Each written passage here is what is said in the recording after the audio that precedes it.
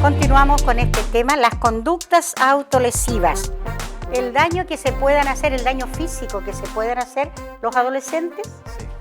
Sí. Bueno, y continuando con lo...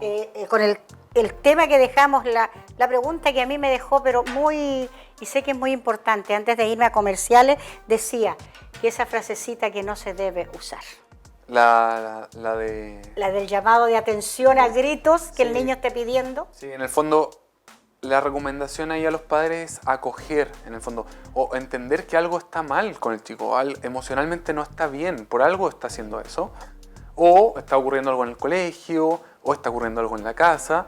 Entonces, algún movimiento hay que hacer ahí, no es como, ya bueno, no importa, no, hay que darle el peso que tiene, que merece.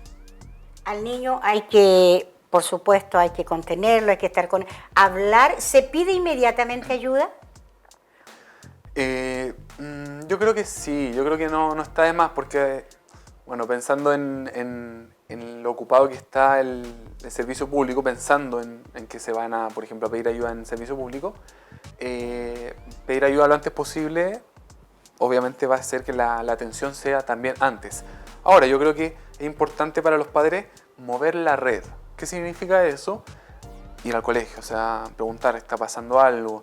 ¿Le estarán haciendo bullying? ¿La estarán molestando? ¿Habrá algún tipo de acoso? O en la casa misma, de repente muchas veces los problemas están en la casa misma, entonces ahí cuesta más verlo, porque yo estoy metido también adentro, entonces yo me he ido dando cuenta que este tipo de conductas también se da mucho en familias que son muy rígidas. Claro, porque le exigen mucho. Mucha exigencia. O directamente hay violencia, por ejemplo. Exigencia y violencia, no en todos los casos, ¿ya? Pero sí se da. Familias muy rígidas, por lo tanto, la exigencia es muy alta y la angustia frente a fallar a alguno de los dos padres es muy alta. Entonces, vienen este tipo de conductas también para liberar un poco todo ese malestar. ¿Se da tanto en hombres y en mujeres o es similar? A ver, un estudio que para venir acá estuve leyendo un poco y en el 2013 se hizo una publicación por parte de la Universidad de Chile y ahí se indicaba que se daba más en mujeres, pero cuando ya van creciendo eso se va equiparando un poco, sino que más bien en la adolescencia se da un poco más en mujeres.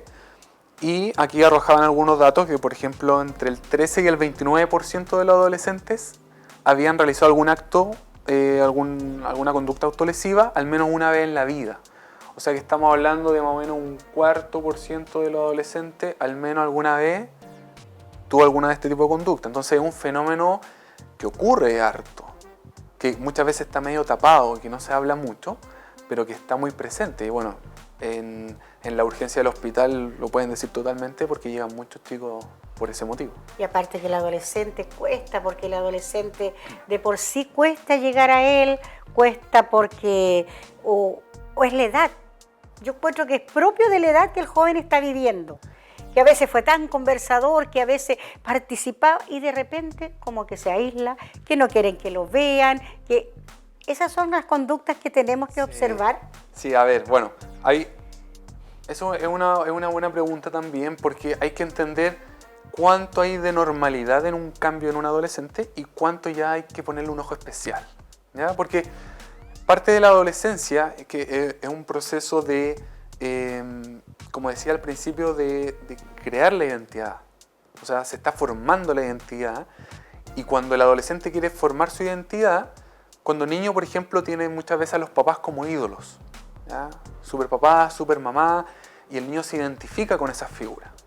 Pero ¿qué pasa en la adolescencia cuando yo quiero, digamos, crear mi propia identidad? Para eso necesito un poco separarme de esa figura, ¿ya? Bueno, digo papá, mamá, pero estoy hablando de figura significativa en el fondo, ¿no? Porque a veces no está el papá o no está la mamá o no están los dos, pero igual hay figuras significativas. Y lo cría la abuelita. Exacto, o sea... A lo mejor la abuelita se va a dar menos cuenta.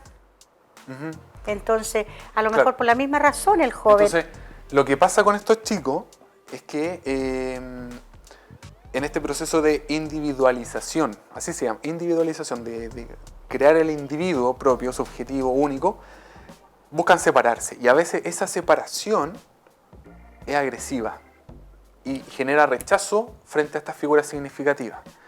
Entonces, de ahí que viene el aislarse, el que ya no quiera recibir tantos cariños de repente, o el que, no sé, pues antes iban con el papá a ver las carreras a caballo, y no, pues sus compañeros no van a ver esas cosas, es como ellos hacen otras cosas, entonces él no quiere ser menos.